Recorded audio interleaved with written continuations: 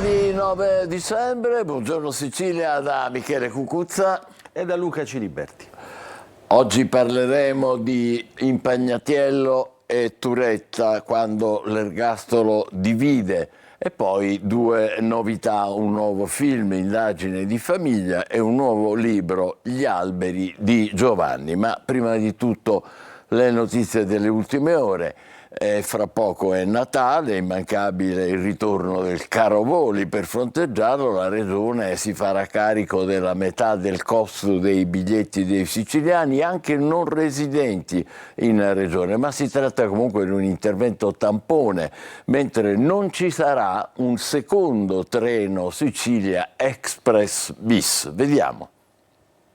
Con la festa dell'Immacolata è ufficialmente iniziato il periodo natalizio e con esso quello dei ritorni a casa per le feste dei siciliani che vivono e lavorano oltre lo stretto. È in vigore il nuovo provvedimento regionale contro il caro voli con sconti o rimborsi del 50% per tutti i siciliani. Ma l'intervento continua ad essere al centro di polemiche, infatti non aiuta il turismo e secondo alcuni droga il mercato.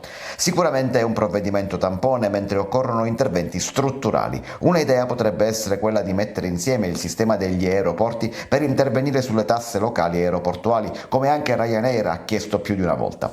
Per l'assessore regionale ai trasporti Alessandro Ricò, ospite della trasmissione Il Punto, la strada potrebbe essere perseguita ma in futuro. Noi sicuramente dobbiamo avviare una privatizzazione degli aeroporti e la politica deve essere a fianco delle società di gestione aeroportuale affinché ci sia una politica comune per l'intera Sicilia. Ad oggi purtroppo i meccanismi di gestione delle società aeroportuali non consentono che alle società di sedersi tutte attorno a un tavolo e di chiedere l'aiuto della politica. Dunque occorre cambiare il modello e per farlo bisogna partire dalla conoscenza di quello attuale. Si possa far capire alla società di gestione aeroportuale che probabilmente farsi concorrenza tra di loro in Sicilia non è un fatto positivo di cui trae giovamento la Sicilia, ma fare una politica unitaria potrebbe essere un'ottima soluzione. Infine il treno. L'esperienza del Trinacre Express non sarà duplicata a Natale nonostante il successo per mancanza di tratte disponibili, ma la Regione lavora ad altri treni analoghi per le prossime feste. Ce ne saranno altri, sicuramente già siamo al lavoro. Per Pasqua cercheremo di farne almeno 2. Anche nel settore ferroviario però occorre cambiare il sistema e arrivare a interventi strutturali. La cronaca il giallo Besian, secondo i progettisti del veliero non ci sarebbe stato alcun difetto nello scafo e si sarebbe trattato dunque di un errore umano. Il naufragio, lo ricorderete, è costato la vita al magnate americano Lynch, alla figlia e a 5 ospiti in crociera. Non ci sarebbe stato alcun difetto nello scafo del Besian. Una potenza d'acqua di 1 tonnellata al secondo affondò l'imbarcazione durante la tempesta quel terribile 19 agosto nel golfo di Porticello, a pochi chilometri da Palermo. A 3 mesi arriva la relazione dei tecnici di The Italian Sea Group che attribuisce alle scelte dell'equipaggio la causa del naufragio. Una tragedia che non lasciò alcuno scampo all'imprenditore americano Mike Lynch, la figlia Anna e 5 ospiti in crociera con il magnate del cyber sicurezza.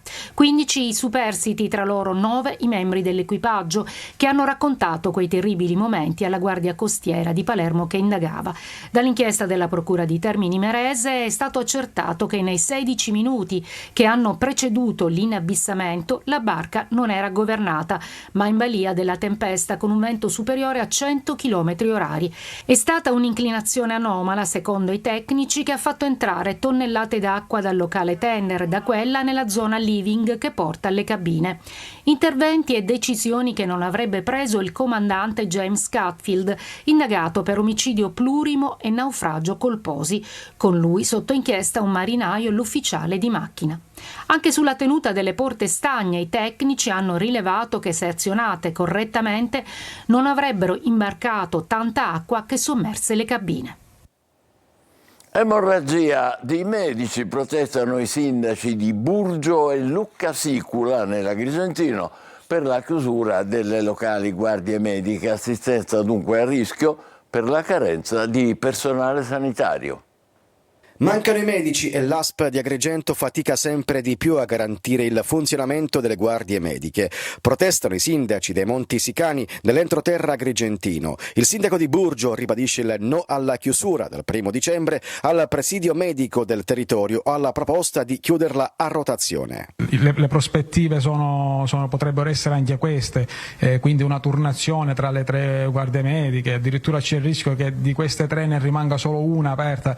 Insomma, veramente manca l'assistenza per i nostri cittadini, l'assistenza sanitaria, e questo è veramente tragico per noi. La questione preoccupa anche il sindaco di Luccasicola, Salvatore Dazzo, altro borgo la cui guardia medica potrebbe essere chiusa da un momento all'altro. Non abbiamo un'ambulanza legalizzata, non abbiamo il 118, è un paese così come Luccasicola, così come gli altri, che vivono la marginalità. Per raggiungere il pronto soccorso bisogna impiegare almeno mezz'ora, quindi non siamo d'accordo, non è possibile che questi paesi vengano ancora una volta trattati in questo modo. I sindaci ribadiscono l'importanza di garantire la continuità assistenziale in aree svantaggiate dove la sanità pubblica rappresenta un presidio fondamentale per il benessere della comunità. E siamo al calcio, vittoria roboante del Catania che si impone 5-1 sul campo del Taranto. Gustiamoci questa scorpacciata di reti. Questa volta il Catania sfrutta l'occasione, 5-1 al Taranto con tanti motivi per sorridere oltre al risultato. Serviranno le controprove nelle prossime 2 sfide casalinghe con Potenza e Sorrento, squadre di caratura superiore rispetto ai pugliesi, ma il ritorno al successo fuori casa ha tanti volti felici. Quello di Gherardi per esempio, che incorna di testa il pallone dell'1-0 su calcio d'angolo di Stoppa, dando il là ad una partita in discesa.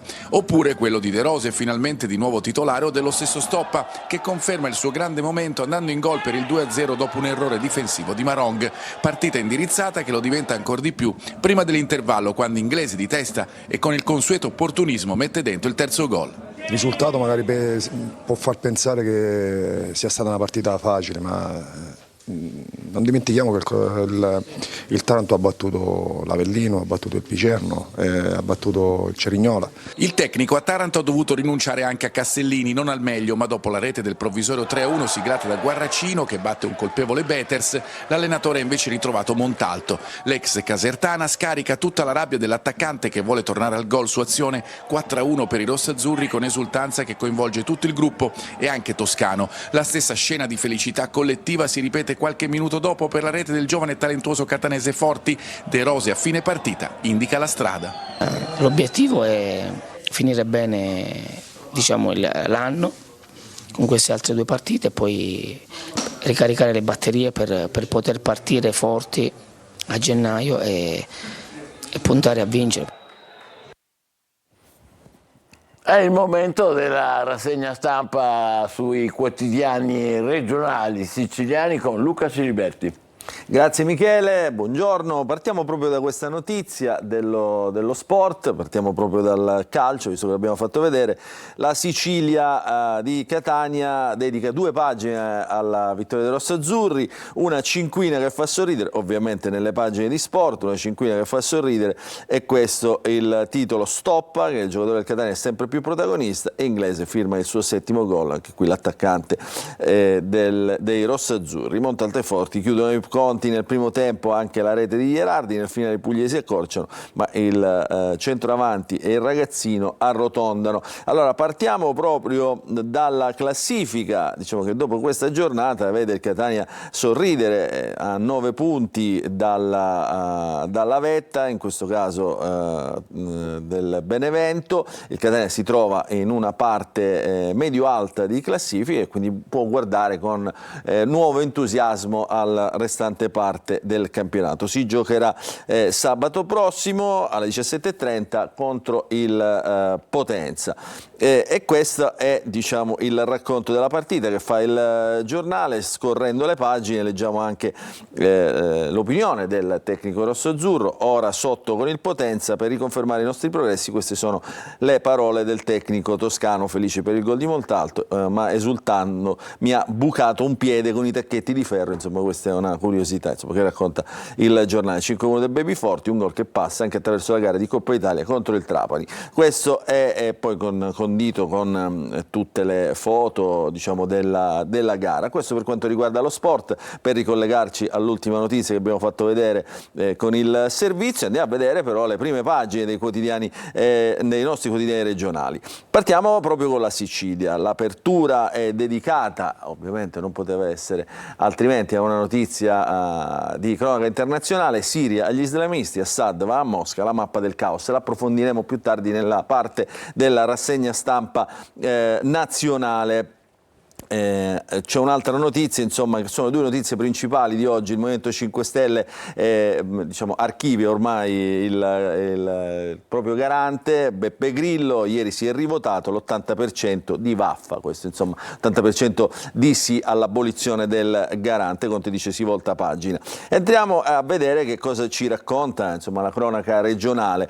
Abbiamo molto parlato della crisi idrica, allora adesso si come dire, attenuano i toni, perché la notizia in prima pagina sul giornale: l'Ancipa lievita, cioè aumenta la soglia di acqua all'interno del proprio invaso, toccata la soglia di 2,5 milioni di metri cubi più acqua per l'ennese, quindi insomma si allentano le tensioni. Poi ieri c'è stata una giornata di maltempo, era stata ampiamente annunciata, tromba d'aria nell'Agrigentino, la Catagliagela invasa dal fango, e poi tanti approfondimenti diciamo nella Sicilia del lunedì. Il giornale del lunedì molto spesso ospita degli approfondimenti freddi. Dentro la pagina, dentro il giornale, appunto, vediamo questa notizia dell'Ancipa.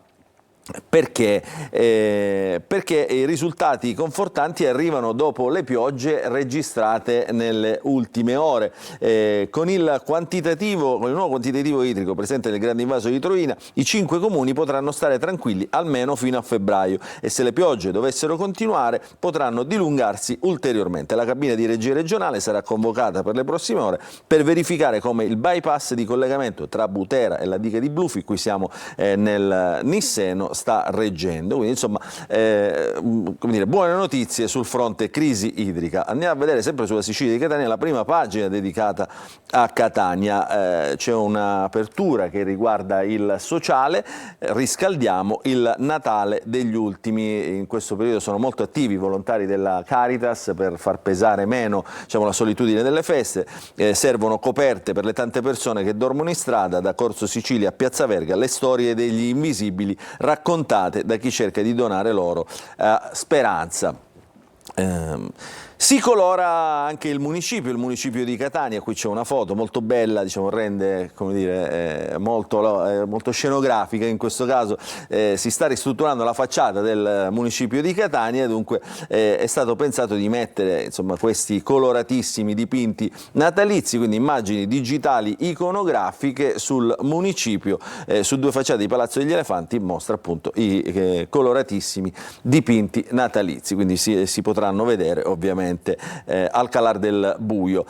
Un'altra notizia curiosa, guardate qua che cosa è successo. Ieri c'era questa rappresentazione al Teatro Metropolitan, Christmas Carol. I posti sembrerebbe siano stati venduti più volte, quindi più persone avevano lo stesso biglietto con lo stesso posto. Sono stati costretti a intervenire i vigili del fuoco, vedete, e i poliziotti. Molti hanno deciso di andarsene e lo spettacolo è iniziato con i bu dopo un'ora di ritardo. Era fissato per le 17 e cominciato alle 18. È una notizia molto curiosa. Andiamo a vedere la prima pagina del giornale Sicilia. L'apertura è dedicata alla sanità, ospedali, proteste per i tagli. Dal nosocomio di Petralia a quello di Corleone, comuni preoccupati, malumore anche dal Messinese e da Siracusa. Il piano regionale prevede di cancellare reparti doppioni vicini e di trasformare i piccoli presidi e aumentare le aree di emergenza. Si parla molto sempre di questa riforma della sanità, ma i sindaci non si stanno, serve potenziare, nessuno vuole tolto al proprio territorio il presidio ospedaliero.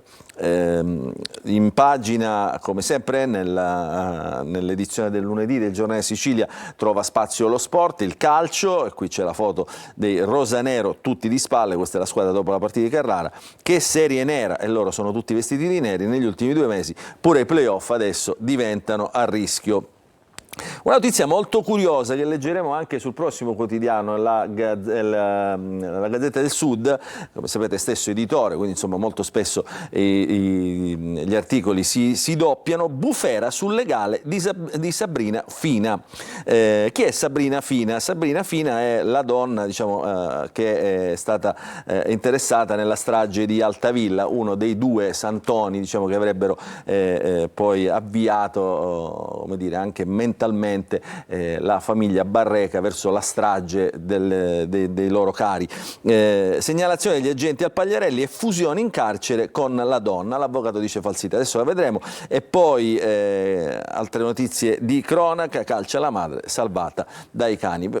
Vediamo la Gazzetta del Sud intanto in apertura nella pagina di Messina. La Gazzetta del Sud ha l'edizione della Sicilia, l'edizione della Calabria, l'edizione della Sicilia punta quasi sempre, diciamo, e accende i fari su Messina, in questo caso fari accesi sul risanamento. Dal 1980 al 2018 assegnati solo 560 alloggi, negli ultimi 6 anni oltre 600, quindi il risanamento di Messina. Poi tante notizie, diciamo, di carattere nazionale e internazionale, come sempre con le aperture di questo giornale, poco spesso, diciamo, puntano sul regionale, molto spesso le aperture della Gazzetta del Sud guardano al nazionale e alle politiche internazionali. Però ci sono delle notizie in taglio alto che riguardano la regione, soprattutto Messina. Eccolo qua, nuova fiera al Palo, si cerca soluzione per salvare il verde, violenze in centro, denunciati per rissa dei giovani stranieri, qui siamo a Messina, e poi eccolo qua, vedete questa notizia che adesso vedremo in pagina, qui è meglio evidenziata, baci in carcere tra l'avvocato e la Santona che è coinvolta nella strage di Altavilla, la segnalazione alla polizia penitenziaria.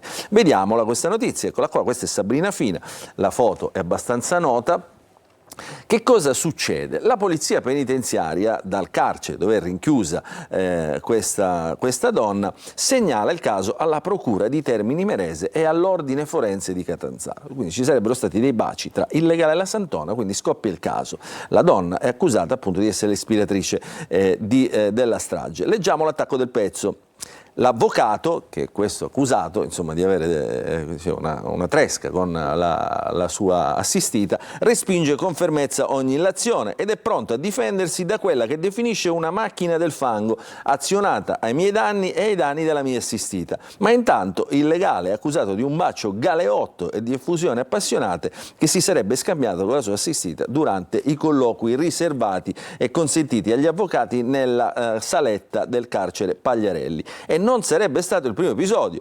Critelli, appunto, l'avvocato, già notato come troppo affettuoso nei confronti della donna, della quale avrebbe portato anche un cornetto, è vietato farlo, durante un altro colloquio, avrebbe ricevuto sollecitazione a seguire le regole, ma non avrebbe desistito. Insomma, questa è davvero una storia così, per certi versi curiosa, ma che insomma, evidenzia questa morbosità, insomma, anche nel conoscere i dettagli. Una notizia curiosa che riguarda i prodotti siciliani, la mette sempre in pagina la Gazzetta del Sud, volano i prodotti siciliani dopo IGP, cioè quelli a marchi registrati. A trainare il settore è l'olio, ma si teme un netto peggioramento dei dati relativi all'anno scorso perché insomma si sono raccolte meno olive. E poi il Ponte sullo Stretto, si convoca la riunione preparatoria del CIPES, il comitato interministeriale presieduto dalla Premier Meloni, si riunirà il 19 dicembre per esaminare il progetto, quindi diciamo, tutto fa pensare che il ponte insomma, prosegua speditamente. Vediamo qualche altra notizia appunto all'interno del giornale della Gazzetta del Sud, eccolo qua, abbiamo parlato del maltempo, ecco, forti piogge e mareggiate. Riuscita a partire solo una nave, quindi vedete in questo caso sempre le Eolie rimangono disagiate, quindi un weekend di disagi per il maltempo alle Eolie, e si ripropone il problema della portualità che è appunto legato all'infrastrutturazione del Sicilia. L'ultima notizia che vi facciamo vedere prima di chiudere questa prima parte della rassegna stampa è appunto quella d'apertura che ha in questo caso oggi il quotidiano, presentato il subcommissario Scurria per il modello Messina, progetto di riqualificazione Camaro Visconte. Ci sono 560 alloggi assegnati in quasi 3 decenni, quindi e oltre 600 negli ultimi anni. A te Michele. Grazie Luca, ci ritroveremo con i quotidiani nazionali fra poco. Intanto diamo un'occhiata al traffico collegandoci con la... rinviamo il collegamento con la polizia stradale, facciamo una breve pausa e poi torneremo insieme. State con noi, buongiorno Sicilia.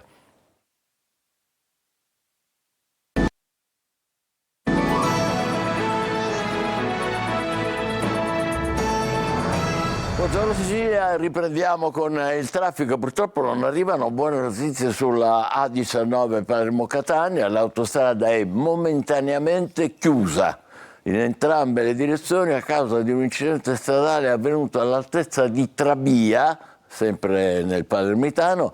Nel sinistro sono stati coinvolti un mezzo pesante e 2 auto e 2 persone purtroppo sono rimaste ferite. Per le altre notizie sul traffico nella Sicilia orientale, la zona di Catania in particolare, ci colleghiamo con la polizia stradale, abbiamo il commissario Gabriele Ferraro. A lei la parola, prego. Buongiorno a lei e a tutti i telespettatori.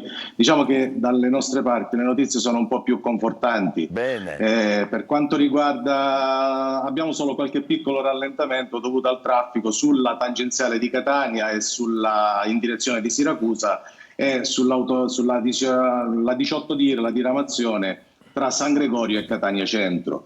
Mentre per quanto riguarda l'autostrada, la Messina-Palermo, segnaliamo sempre fino a giorno 20 la chiusura nella fascia oraria tra le 22 e le ore 6 del traffico veicolare tra gli svincoli di Brolo e Patti in direzione di Messina. Per quanto riguarda invece l'autostrada A18, segnaliamo dei rallentamenti dovuti alla presenza di cantieri tra lo svincolo di Giara e lo svincolo di Acireale in direzione di Catania. E mentre autostrada 19 permane ancora la chiusura dello svincolo di Enne in entrata e in uscita in direzione di Palermo, quindi lo svincolo consigliato è quello di Mulinello oppure di Taino. Passiamo adesso alla strada statale 121 tra Paternò e Catania, segnaliamo dei rallentamenti a causa sempre del traffico tra Piano Tavola e l'ingresso proprio di Catania. Mentre sulla strada statale 192 a causa dei lavori di demolizione del ponte di Dittaino segnaliamo agli utenti qualche piccolo disagio, ma comunque sono segnalati dei percorsi alternativi. Per quanto riguarda la viabilità è tutto, non abbiamo altre notizie dell'ultima ora. Consigliamo a tutti gli utenti che si mettono in viaggio e vanno a percorrere delle strade dove è possibile che possano esserci delle precipitazioni nevose di tenere a bordo le catene oppure avere montato degli pneumatici da neve. Non abbiamo altre notizie, una buona giornata alle studio e a tutti i telespettatori. Grazie a lei, buona giornata commissario Ferraro. Diamo un'occhiata rapidamente in diretta al Tondo Gioeni di Catania, vediamo com'è il traffico, il ponte dell'Immacolata è finito, la situazione dovrebbe essere migliorata, ecco, e infatti come vedete il traffico è abbastanza scorrevole, anzi è del tutto scorrevole, salvo ovviamente dove ci sono i semafori pedonali che sono obbligatoriamente costringono all'arresto, ma insomma tutto regolare. Adesso diamo la linea a Luca Ciliberti di nuovo per la rassegna stampa sui quotidiani nazionali. Grazie Michele, allora abbiamo detto la notizia certamente d'apertura su tutti i quotidiani è la cacciata di Assad dalla Siria, se ne occupano tutti, è una notizia ovviamente importante che ridimensiona tutto l'asse diciamo, del Medio Oriente. Questa è una zona sempre piena di conflitti, adesso cerchiamo di capire intanto con i titoli di prima pagina che cosa è successo ieri, perché questa è la notizia principale. I ribelli hanno continuato la loro avanzata e sono arrivati sino a Damasco. La Siria, il regime, questo è il Corriere della Sera. In apertura, guardate, questo è un titolo, come si diceva una volta, a 9 colonne, la caduta di Assad, i ribelli a Damasco, vittoria del mondo musulmano. Il leader al-Jolani bacia la terra, l'ex presidente fugge a Mosca, dove avrà asilo politico, raid degli Stati Uniti, colpiti 75 obiettivi dell'ISIS. E questa questa è una foto con uno dei componenti, una statua, diciamo la testa di una statua che rappresenta uno dei componenti della famiglia Assad. Questo è il Corriere della Sera. Vediamo, spostiamoci su Repubblica, la caduta di Damasco. Anche qui vedi titolo di grande importanza, la caduta di Damasco, i ribelli jihadisti conquistano la capitale, festa nelle strade, blitz nelle ambasciate, italiani al sicuro, il regime si dissolve dopo 54 anni, vittoria della nazione islamica, dicono il futuro è nostro, Assad fugge a Mosca e Putin gli concede asilo politico. E qui vedete una foto dei ribelli che festeggiano insomma l'entrata a Damasco. Questa è la Repubblica. Ci spostiamo adesso su un altro quotidiano, La Stampa, altro titolo d'apertura di prima pagina, Siria all'Islam. Eccolo qua, Siria all'Islam. Questo è Al-Jolani, il combattente che diciamo, ha incardinato le ragioni dei ribelli che si prendono il paese e proclamano un nuovo corso. Vedete, questa è La Stampa. Andiamo a vedere anche altri quotidiani, il Giorno, il Gruppo Quotidiano Nazionale, quindi Il Giorno, il Resto del Carlino, eccolo qua, la Siria è sua. Anche qui la foto di Al-Jolani, vedete tutte le prime pagine dei quotidiani parlano di questa notizia, raccontano questa notizia, anche il Giornale, il quotidiano politico, i quotidiani in questo caso politici aprono a questo tema, cade la Siria, torna l'incubo ISIS, Assad fuggito, il nuovo leader Al-Jolani promette di non toccare i cristiani ma annuncia vittoria dell'Islam, colpo ferale a Mosca e Teheran. Ancora vediamo, eccolo qua, Libero, come sempre titoli abbastanza forti, Siria in mano ai terroristi, via il macellaio, arrivano i tagliagole appunto con riferimento ai terroristi. Macron e l'Europa festeggiano la fine del regime, fanno pure bene, peccato solo che i nuovi padroni di Damasco siano i figli di Al-Qaeda. Questa è diciamo l'interpretazione del quotidiano Libero. Vediamo ancora l'ultimo quotidiano, eccolo qua, Domani, la nuova Siria dei jihadisti moderati, Assad a Mosca, shock di Iran e Russia. Allora, andiamo a vedere adesso negli approfondimenti dei quotidiani come ce la raccontano questa storia. Diciamo, abbattuto il regime dopo 54 anni, chi sono? Ci chiediamo tutti quanti questi ribelli che hanno conquistato la Siria. Sono islamisti, dice il Corriere della Sera, filoturchi, curdi con beduini e mercenari, una galassia di vincitori.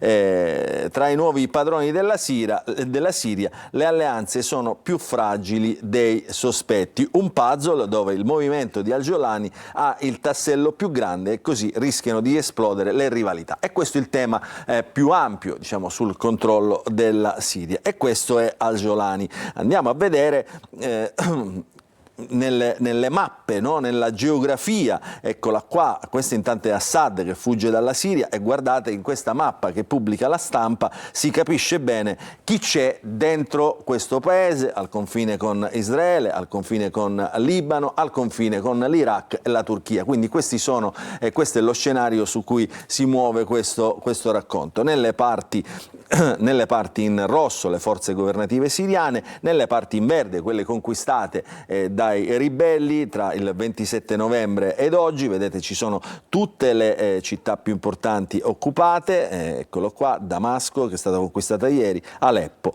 e Hama. Questa è la scalata insomma dei ribelli. E poi guardate qui le sacche dell'ISIS, queste sono colorate in neretto, così in grigio, le sacche dell'ISIS che sono sempre dentro il paese, quelle a cui faceva riferimento ovviamente, che hanno sostenuto anche in parte l'avanzata dei ribelli. Questa è, diciamo, la geografia. Andiamo a vedere invece in qualche modo chi è questo Al-Jolani.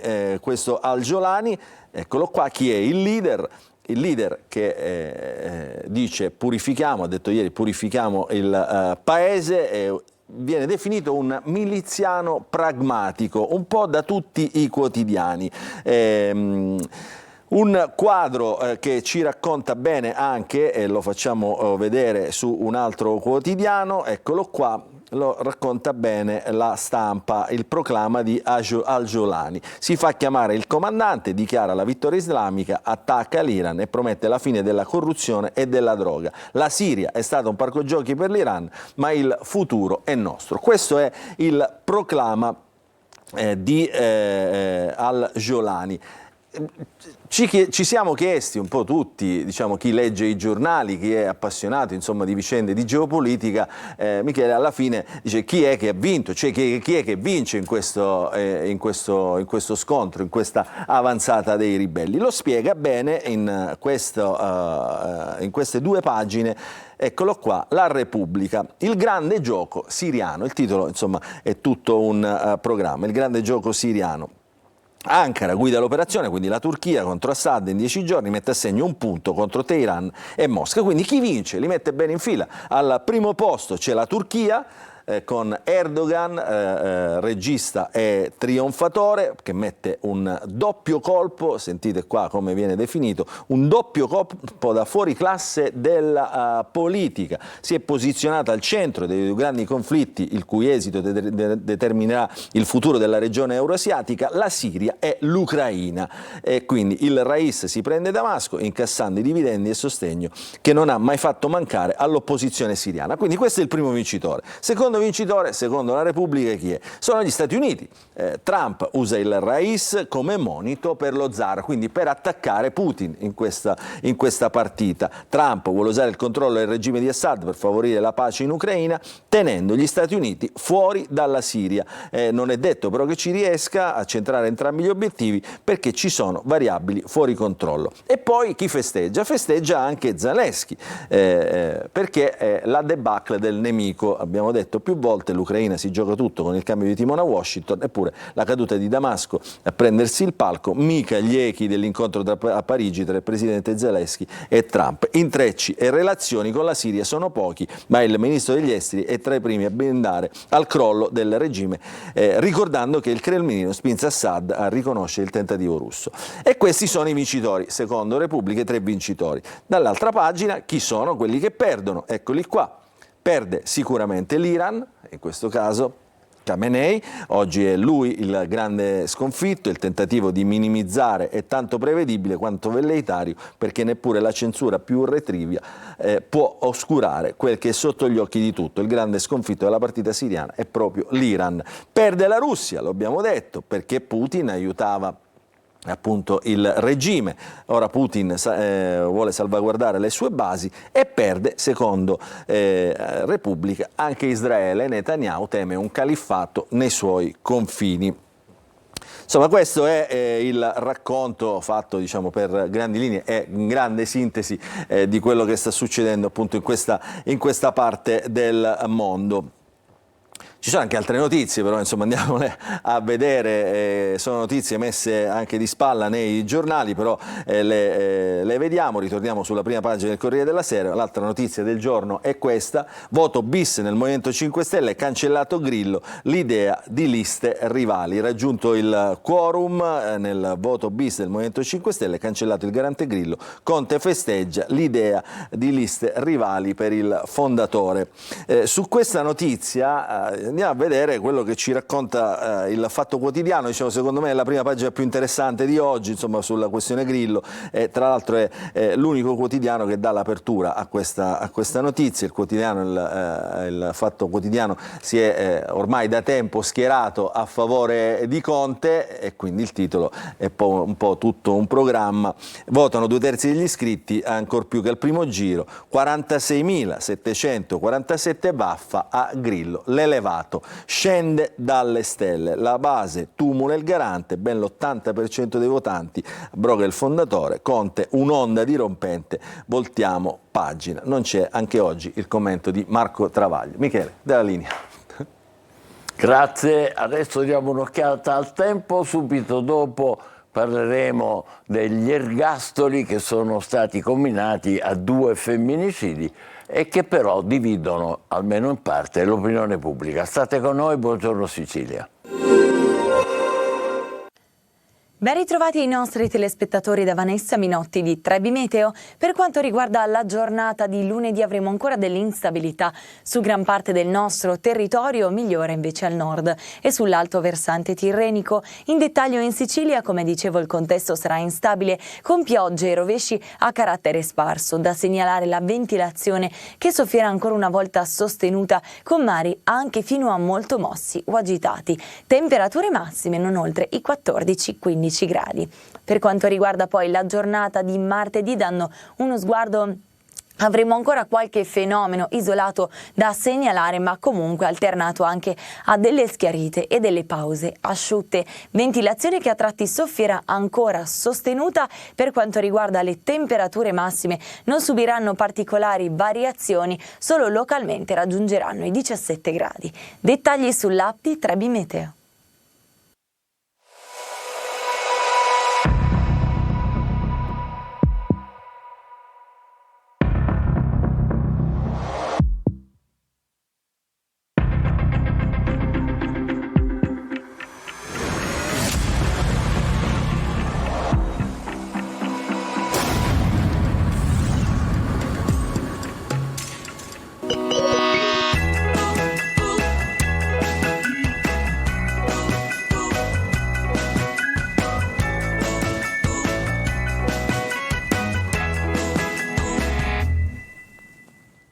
Buongiorno Sicilia, con noi il professor Salvatore Aleo, che è ordinario di diritto penale e criminologia all'Università di Catania. Con lui vogliamo discutere, sia pure brevemente, di due femminicidi molto gravi e due ergastoli che sono stati combinati a due giovani imputati, Impagnatello, che è il femminicida a Senago di Giulia Tramontano, che aspettava tra l'altro un bimbo, e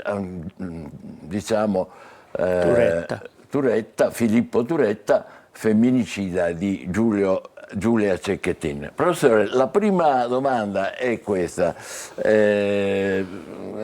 Noi che non siamo esperti di diritto siamo rimasti un po' sconcertati per il fatto che a Turetta non sono state date le aggravanti di crudeltà e stalking. Allora uno dice: ma come, 75 coltellate non sono crudeltà? 225.000 messaggi, 300 al giorno non sono stalking? Io capisco bene l'obiezione, ma credo che le sentenze vanno lette per essere giudicate, però credo che la sentenza sia ineccepibile, perché è stata riconosciuta l'aggravante della premeditazione che ha fatto scattare l'ergastolo. Tra parentesi, le altre aggravanti sarebbero state irrilevanti sotto il profilo della pena, perché l'ergastolo è sempre ergastolo in tutti i casi, però la crudeltà sarebbe offesa di un bene autonomo rispetto alla vita, cioè se io prima di ammazzarti ti spengo le sigarette, ti faccio tortura, mentre non sono le modalità di inflizione della morte che determinano l'aggravante della crudeltà. Quello che uno fa prima. Cioè è l'offesa di un bene giuridico autonomo con atti precedenti. Io ti torturo prima e poi dopo ti uccido. In quel caso c'è l'aggravante. E quella è l'aggravante dell'articolo. L'aggravante del codice penale, perché come dire, il nostro è un sistema di stretta legalità formale, il giudice applica la legge. E poi l'articolo 612 bis, gli atti persecutori, è un reato di evento che fa scattare anche questo l'aggravante dell'omicidio. Evento significa che la vittima deve avere tratto grave turbamento, e invece lì pare che la ragazza addirittura avesse dato lei l'appuntamento. Però le aveva scritto, tra l'altro, adesso non era psicologicamente. Sei uno psicopatico. Sì, ma lei non mi pare che, da quello che ho letto sui giornali, che non mi pare che fosse psicologicamente destabilizzata dal comportamento del fidanzato. Ripeto, non è un reato di condotta, per quanto antipatica sia la condotta dell'autore, ma è un reato di evento. Deve avere determinato determinato una situazione di gravissimo turbamento psicologico, di aver alterato le condizioni di esistenza della vittima. È così costruito nel codice, perché è un reato gravissimo, per questo è costruito come reato di evento. Parliamo delle reazioni che ci sono state sia nella famiglia Cecchettin, cioè il padre della vittima. Io ho apprezzato moltissimo le dichiarazioni del padre. Lui ha detto, ricorda agli ascoltatori, tra l'altro abbiamo perso tutti. Certo, è un uomo equilibrato e le sue dichiarazioni subito dopo il processo le ho apprezzate tantissimo. Addirittura tra le righe ci ho visto un pizzico di malinconia e di critica anche rispetto alla sanzione inflitta all'omicidio di sua figlia. Questa è una cosa che mi ha colpito veramente il cuore, perché l'ergastolo è una crudeltà inflitta alle persone e non serve a niente, ha una funzione. Allora, il ragionamento è complicato assai. La pena dovrebbe svolgere funzione prima preventiva e poi rieducativa.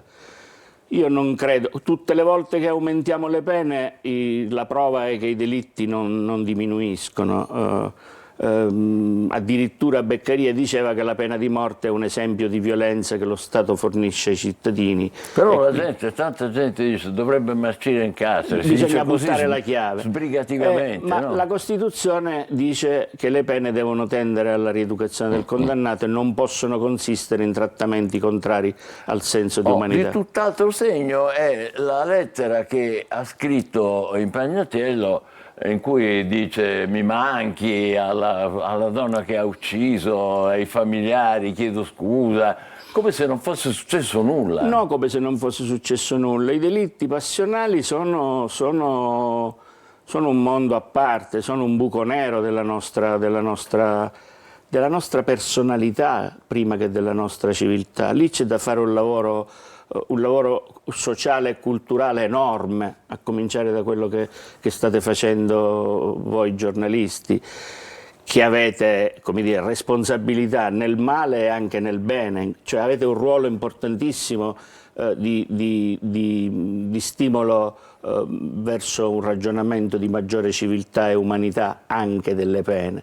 Certo che bisogna proteggere le donne, bisogna proteggere la società, bisogna proteggere i cittadini, ma il carcere oltre una certa misura è uno strumento di abbrutimento della vita di altri individui. La reazione della famiglia Tramontano è stata diversa. Sei un miserabile, le hanno scritto, gli hanno risposto. Ma è umano anche il bisogno di trarre soddisfazione dalla sofferenza dell'offensore. Cioè io ho scritto un libro che si intitola Autoriflessione sulla pena, perché sono partito dal mio bisogno di vendetta, dal mio bisogno di retribuzione del male col male. Ce l'abbiamo nella struttura culturale, la vendetta fa parte del bisogno di tutti quanti noi, e il lavoro culturale è un lavoro duro di emancipazione, piano piano abbiamo quasi del tutto, cioè stiamo sconfiggendo nel mondo la pena di morte. Abbiamo introdotto misure alternative di vario tipo alla detenzione anche nel caso dell'ergastolo, che sono passi avanti enormi. Un giorno l'umanità avrà pene più miti, come diceva Beccaria, pene miti ma certe, chiedeva Beccaria. Ma non è buonismo tutto questo, professore? No, perché quando il delitto è quando nella testa di un individuo si attaccano i fili, puoi prevedere qualunque pena, non serve a niente. Chi commette delitti gravissimi non fa un ragionamento razionale.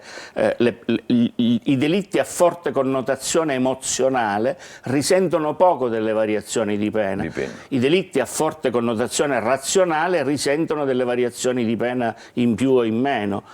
Per non fare polemiche, l'abuso d'ufficio, levato l'abuso d'ufficio, è più facile fare le raccomandazioni dei propri figli, per non fare battute. Per non fare battute. Professore, l'ultima domanda che le faccio è questa: il femminicidio, dobbiamo lavorare tutti quanti. Ho scritto, a proposito della nostra età, ho scritto di recente una frase che mi piace, che la generazione del 68 è l'unica in cui abbiamo trattato le nostre compagne di classe come uguali a noi.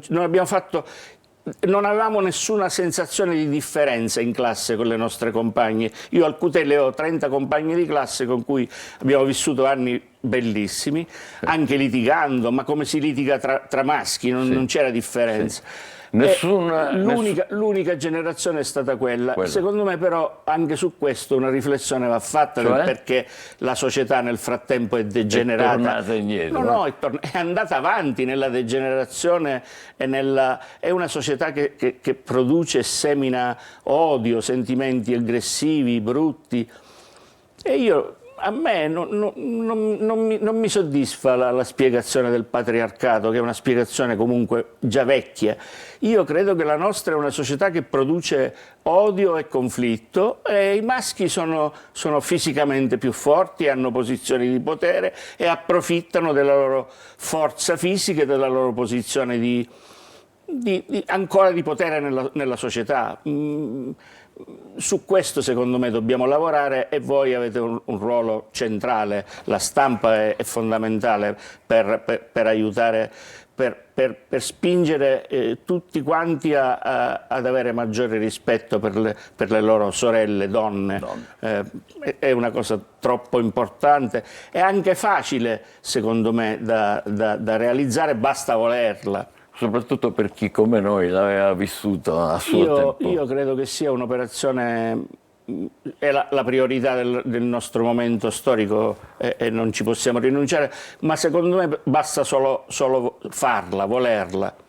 Grazie al professor Salvatore Leo, che insegna diritto penale e criminologia. Adesso da un anno sono felicemente in pensione. Evviva, complimenti anche per questo, che ha insegnato diritto penale e criminologia all'Università di Catania, e che però ci ha dato una serie di spiegazioni importanti dal punto di vista giuridico e anche dal punto di vista naturalmente umano, per non dire sociologico. Adesso facciamo una breve pausa e poi dopo ci occuperemo di un nuovo film che si intitola Indagine di famiglia. Vedremo di che si tratta. Buongiorno Sicilia.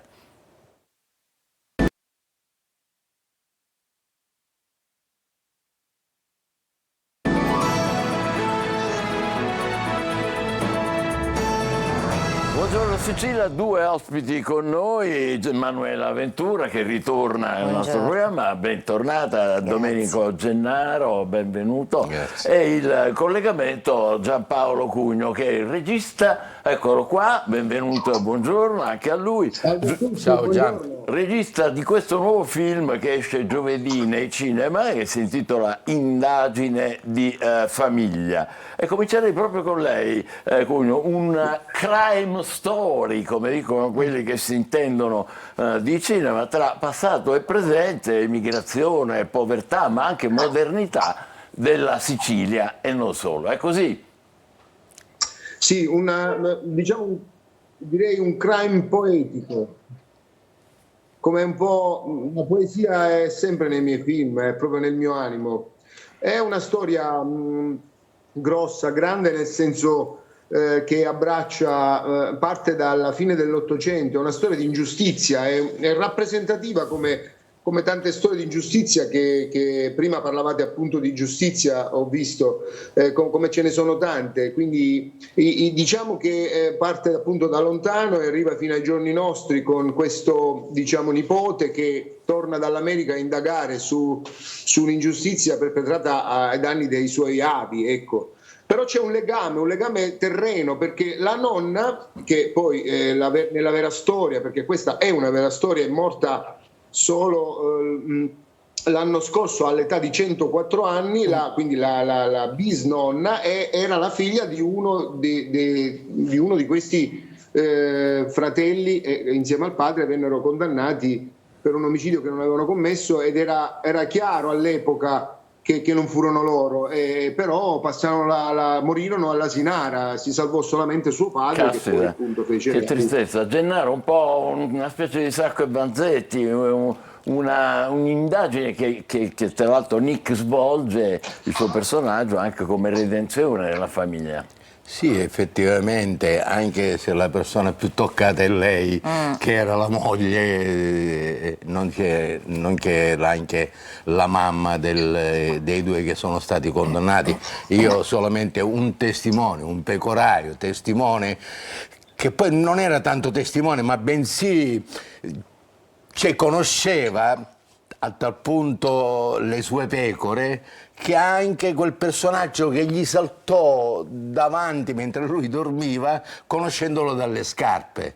Caspita. Quindi, potendo però... È tratto da una storia vera, anche quella storia del pecoraio che ha raccontato il bravissimo Mimmo Gennaro, che non scordatevi che Mimmo Gennaro ha fatto anche un grande film, il primo film di Tornatore, insieme era l'antagonista di Ben Gazzara nel Camorrista, volevo ricordarlo, è un grande attore come Manuela, sono grandissimi attori siciliani che io ho desiderato fortemente in questo film, che infatti hanno dato una grande interpretazione. Ma comunque, tornando alla storia, è una storia vera che io ho dovuto ricostruire. In pratica Nick un po' ero io, che ho indagato e mi sono trovato una Sicilia di archivi abbandonati, piene di storie straordinarie, anche di ingiustizia, un mondo scomparso nella polvere del tempo, come dice il prete nel film.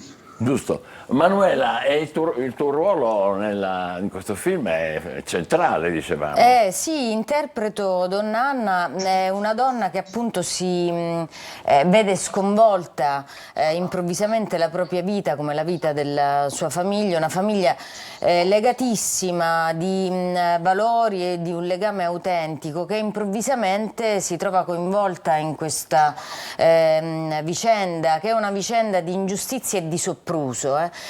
Donna Anna si sobbarca sulle spalle questa sofferenza, sa che né suo marito né i figli sono colpevoli, cerca fino all'ultimo di trovare la verità, infatti il rapporto con il pastore, con l'avvocato, cerca di trovare degli indizi per rendere giustizia, per sostenere i propri cari, ma poi si lascerà in qualche modo morire sotto il peso di questa sofferenza. Ed è un personaggio, come appunto me lo ha descritto Giampaolo, quasi mitologico, archetipo, che poi resterà sospesa in questa morte, cioè in qualche modo continuerà ad essere viva la sua presenza,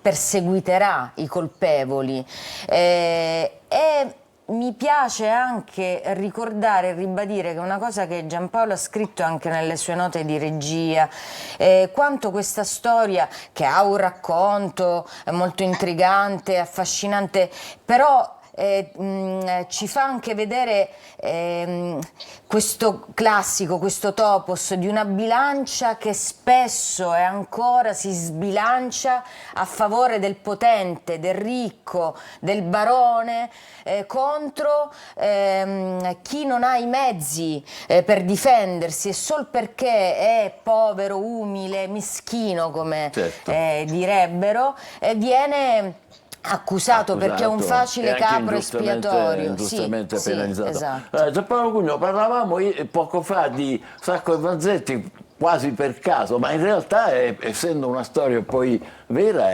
siamo là, è così, no? Beh sì, però il mio cinema è un cinema anche, diciamo, di poetico e impregnato di misticismo, di visioni che ha il ragazzo, pieno di messaggi anche sulla vita di oggi, perché ricordiamo Pattavina, rappresenta quel giornalista, quello scrittore che c'è in ogni paese, come diceva Sciascia della Sicilia, e cerca, e in fondo è un film sulla memoria anche, infatti c'è una frase che io amo molto, che il ragazzo dice, perché la memoria degli uomini sopravvive alle loro ossa anche, cioè è quel che resta in fondo delle nostre vite, di tutte le vite, è la memoria di chi siamo stati, ecco, e lui la difende fino all'ultimo scopriremo il perché. Ed è quello che non dovremmo mai perdere. Prego, Se Manuela. posso, no, a proposito di questa parola che ha utilizzato Giampaolo, visione, io ricordo questa esperienza, questo lavoro che abbiamo fatto insieme proprio per la capacità che Giampaolo ha avuto, riportandoci, noi facciamo parte della storia del passato, Certo. di riportarci in quei luoghi, cercando proprio di andare nei luoghi veri dove la vicenda è accaduta, però oltre alla verità del luogo ha saputo creare questo altro piano, più misterioso, più archetipico, più spirituale, più poetico, ed è stato veramente un impatto molto forte, molto profondo. Bello questo, ma volevo chiedere a Domenico Gennaro, che Sicilia vediamo allora? Ma guarda, io nel momento in cui ho ringraziato il regista, il regista, perché mi ha portato nel tempo. Cioè proprio l'ho ringraziato perché facendo le cose, io ho fatto sempre le cose diciamo presenti e quindi attuali. Io invece ho fatto una cosa proprio che sono ritornato indietro nel tempo. E poi i miei personaggi, non so perché il cinema italiano ti fanno fare sempre le stesse cose, ammazzi gente, sei il delinquente, sei il mafioso. Invece in questo io posso dire che mi sono veramente divertito per la prima volta nella mia vita. È bellissimo. Cioè io avevo una pecora, io amavo quella pecora, la baciavo, la abbracciavo. Sì, una cosa questo bellissima. È il clima che crea il regista. Sì. Che lo vedevamo muoversi continuamente, sai, ci sono dei ruoli nel cinema, ma Giampaolo lo trovavi lì a spostare, veramente è tutto molto coinvolgente, con un cast scelto con grande accuratezza, E a te delle cosa ha facce dato in forti. particolare questo? Ma anch'io condivido con Domenico questo viaggio nel tempo, di avere ritrovato un respiro autentico della nostra terra, che nel tempo secondo me rischiamo di perdere, di avere ritrovato la lingua madre, poter parlare in dialetto siciliano. Non omologata, insomma. Esatto, sì, quello. Sì. Vedere un certo tipo di paesaggi con un certo tipo di luce, cioè quando ti riappropri anche del rapporto con l'elemento naturale durante il tuo lavoro, ti dà una sensazione di potenza, di potere molto invasiva, invadente, che poi resta nel tempo. Bene, parole molto belle dette da un'attrice importante come Manuela Ventura, che ringraziamo insieme con Domenico Gennaro e insieme con il regista Giampaolo Cugno in collegamento con noi. Prego. Volevo solo aggiungere una cosa. Un film anche molto positivo, che è un viaggio in fondo poetico verso la nostra terra, verso la memoria, non è solamente un dramma. E poi volevo ringraziare veramente, perché questo è un film completamente prodotto senza il supporto dello Stato, con questi miei nuovi grandi produttori che sono Gaetano ed Ettore Indomenico, che sono stati veramente straordinari. Niente, il cast è stato, la maggior parte sono dello stabile di Catania, tutto il resto è stato veramente molto, molto bello dirigere questi attori. Manuela ha detto una cosa bella, è stato come fare qualcosa che è bello vedere questo film, secondo me, per rimanere un po' legati alla nostra memoria, ecco, questo è. E ricordo al Cinema Planet e Planet di Canalicchio che ci saremo venerdì sera. Venerdì, perfetto. D'accordo, complimenti a Giampaolo Cugno, Manuela Ventura e Domenico Gennaro. Ricordo il titolo del film, Indagine di famiglia, esce giovedì, venerdì al Paris ci saranno i protagonisti e il regista. State ancora con noi, fra poco parleremo di un libro invece, il libro che ha scritto Antonio Zecchila, personaggio televisivo che tutti voi conoscete. State con noi più tardi, buongiorno Sicilia.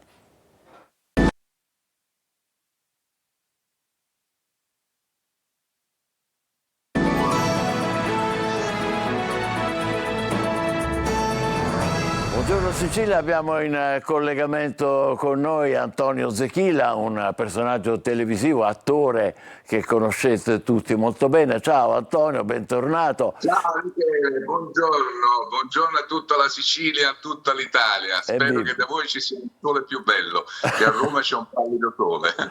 È vero. E ora anche scrittore, autore degli Alberi di Giovanni, edito da Rossini Editore, un omaggio intimo, diciamo così, al padre Giovanni, che purtroppo non c'è più da 3 anni. Perché gli alberi, Antonio, gli alberi di Giovanni?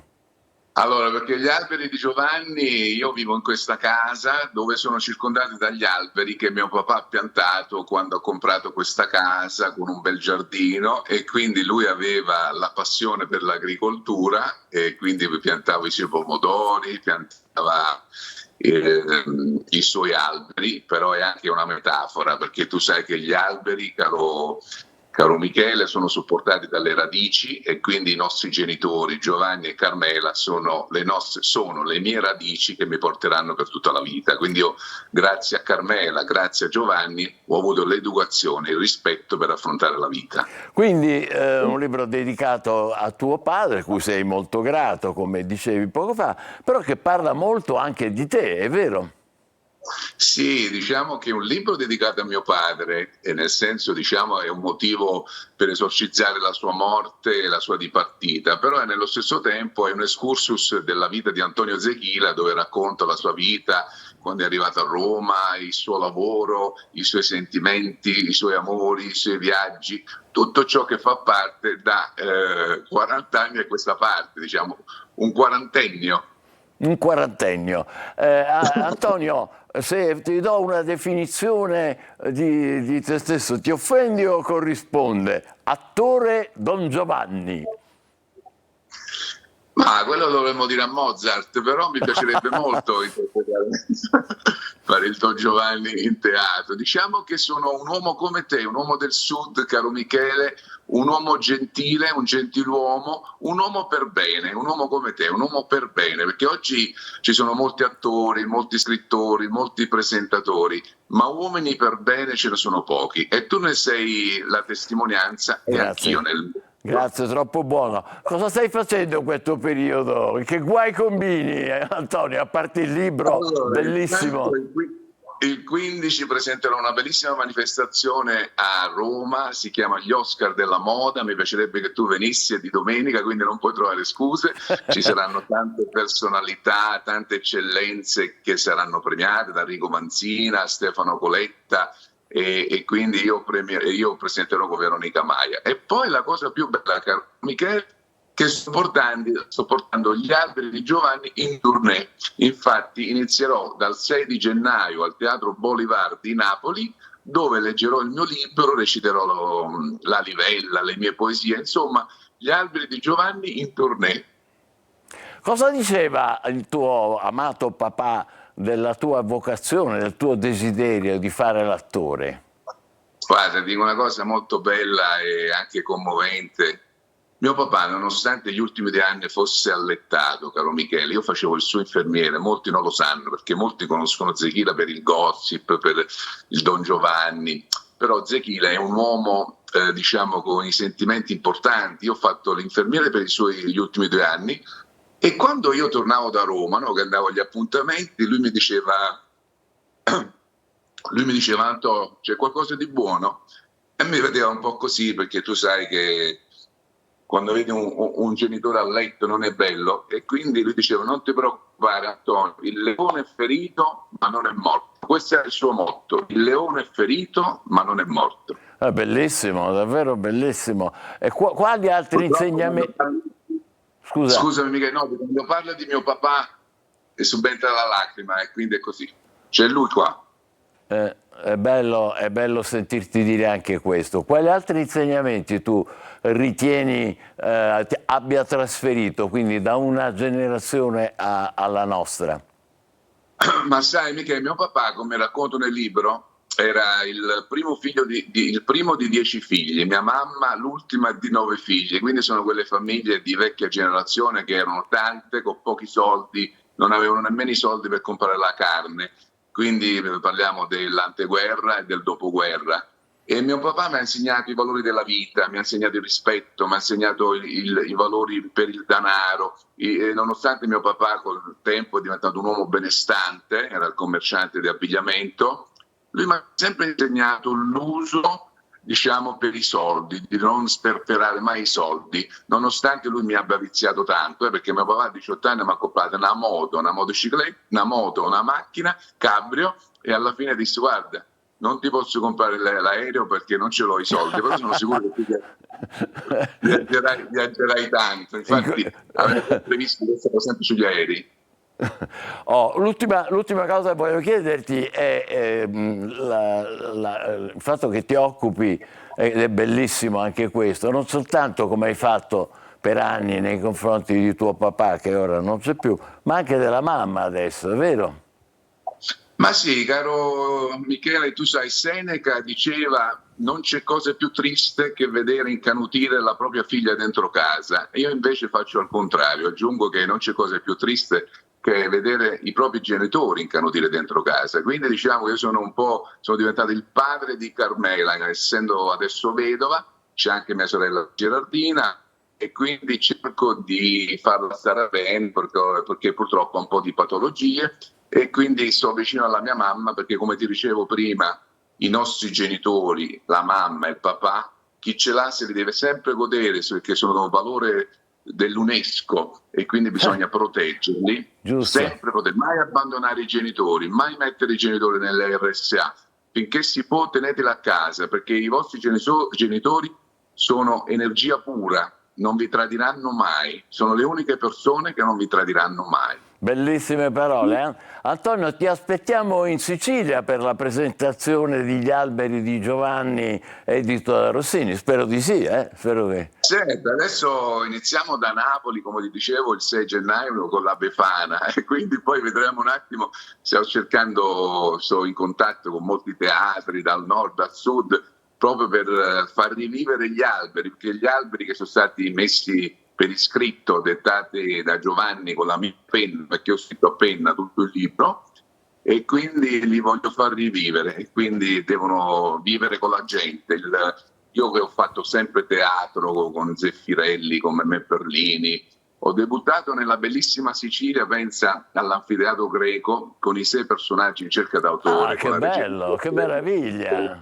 Con il grande Enrico Maria Salerno, e quindi io la Trinacria ce l'ho nel cuore. Io amo la Sicilia, mi piacciono i fichi d'India, mi piace la granita, e poi è un'occasione per vedere te che sei un fedentone, vieni a Roma, vieni e te ne vai.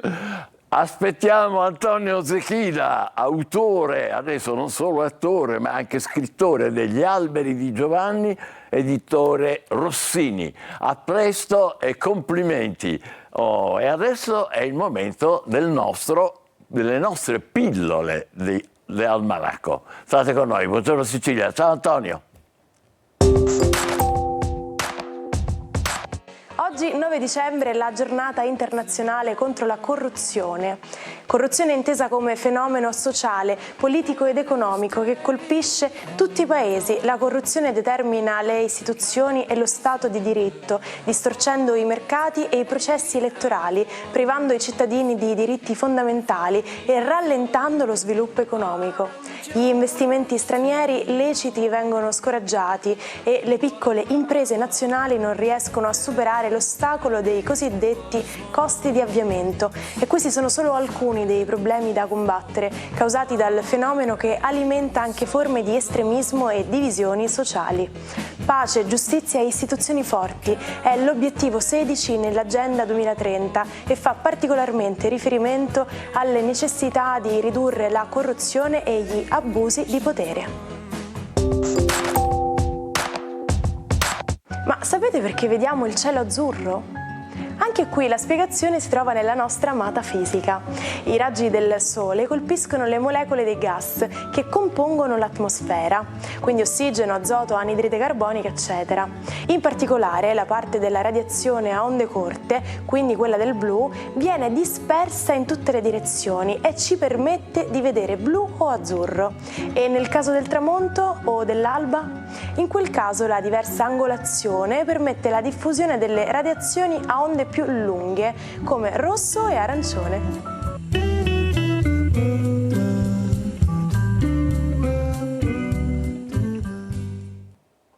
Torniamo in diretta, buongiorno Sicilia, è il momento di Zodiaco e Caffè, è il momento di Marco Amato. Ciao, buona giornata. Buongiorno Michele, buon inizio settimana, buongiorno Sicilia. Evviva, oggi una gran tazzina, di quelle proprio di valore. Sì. È una tazzina molto carina, raffinata, una porcellana biscuit, con un bel omaggio floreale, proprio perché oggi parliamo di una donna vincitrice, e volevo mangiare così, insomma, la vincitrice di X Factor. Di chi si tratta?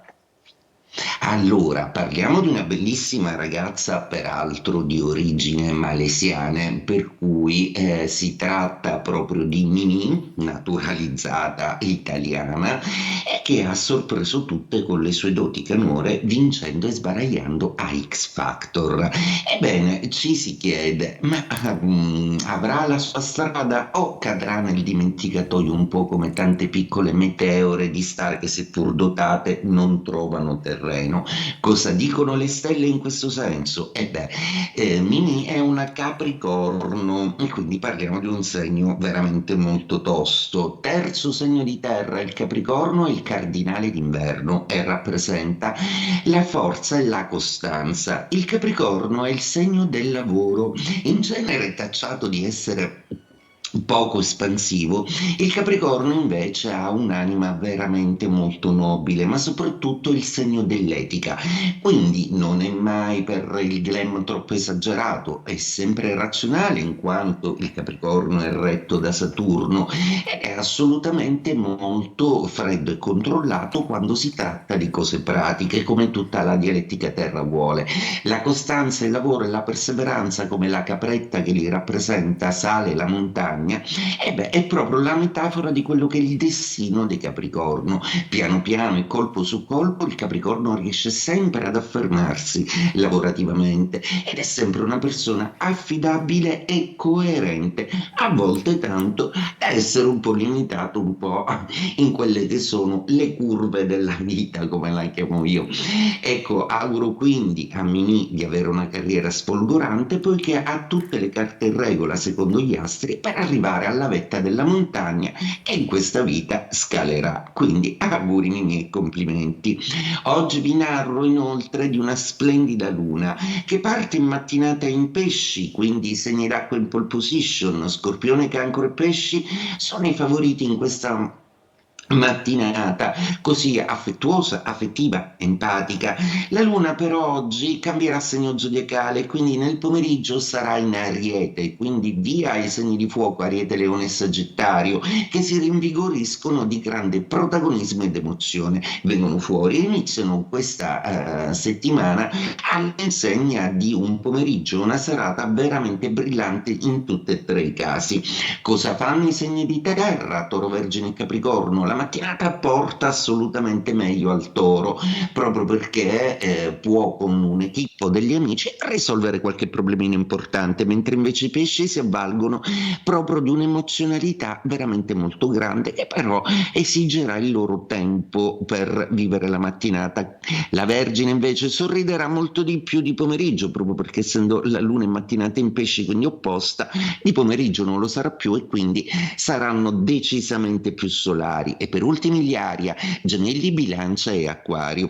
I Gemelli in serata assolutamente riprendono il loro brillante eloquio, mentre invece la Bilancia dovrà fare i conti con il rapporto di coppia. La Luna entrerà in opposizione, quindi un calo emozionale.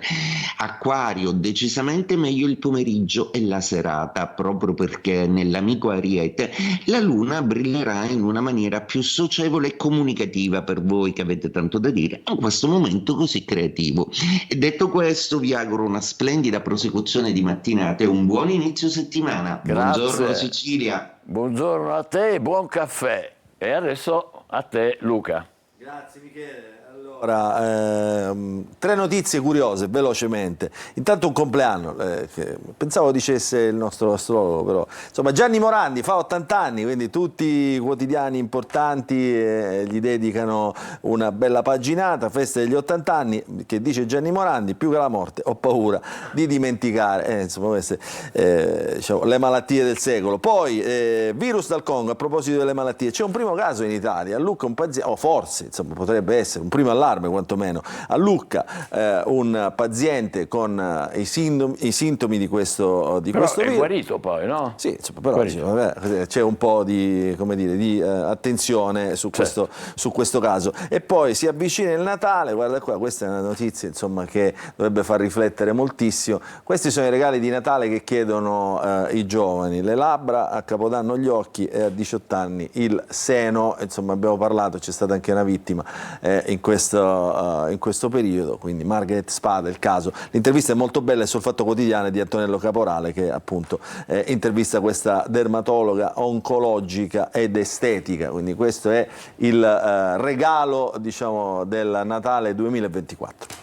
Grazie Luca Siliberti, e adesso noi chiudiamo con accadde oggi, il 9 dicembre del 2022, quindi 4 anni fa soltanto, Elodie ha inciso il singolo di grandissimo successo Ok, respira, e con questo che vi lasciamo, vi auguriamo buongiorno Sicilia e buona settimana. Ciao!